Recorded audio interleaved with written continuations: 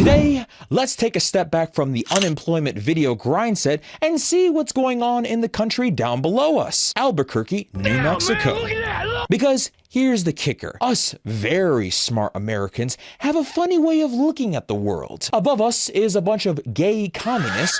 Across the sea is where we play with our toys in the sand. And finally, down below us is where we get our employees for Home Depot. But no, in all seriousness, really, there is some real shit going on down in Mexico City. Riots and peaceful protest, trademark pending, have broken out throughout the city, with locals angry at the high increase in the cost of living, because expats and digital nomads from countries with more powerful currency have left to go to Mexico for a cheaper life. And here's the interesting thing. It seems like almost in every fucking country, there's a cost of living crisis for the people who live there. So what do you do? Wait 20 to 30 years for your incompetent government to fix the cost of living crisis in your country? Or get the hell out of Dodge and go to a cheaper country with an online income to finally start your life? Because if you haven't heard about it, for some people, the new American dream is to leave America and start over somewhere cheaper. But this brings up a social and economic problem. When enough people from a more well-off country start to move to a cheaper country, landlords, shop owners,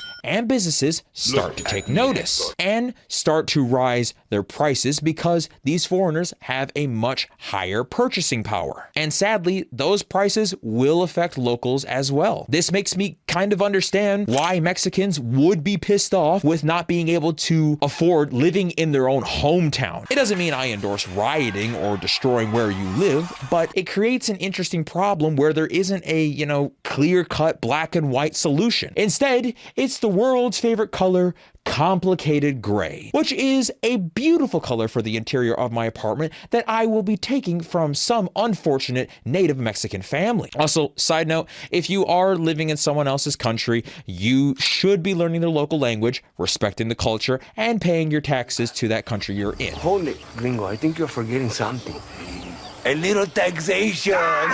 Moral preaching done. Most of these expats and digital nomads are entering the country legally and are following the rules that are set by the Mexican government. Plus, they're bringing their money, and some are even bringing over their businesses, which helps strengthen Mexico's economy. So it's not as easy just to tell these foreigners to get the fuck out of the country, because it will hurt the Mexican economy, and some other cheaper country will take the benefit of taking foreigners' money and businesses. So it's very similar to the saying of, for those who have nothing, more will be taken, and from those who have everything, more will be given. It's an extremely unfair rule of reality. So to be brutally honest, I don't have an answer to solve this problem, because just like everything else in the world, it is complex. These expats and digital nomads are apparently following the rules and bringing their money, which strengthens the Mexican economy, but it does cause a gentrification problem for the local Mexicans, with prices skyrocketing, causing them to be unable to live in their own neighborhoods. So that's where I'm going to leave it to you guys. What are your thoughts and opinions on this complex matter, and how do you think it should be solved, if there's any way to solve it, honestly? Also, if you want to hear more of my thoughts on immigration, watch this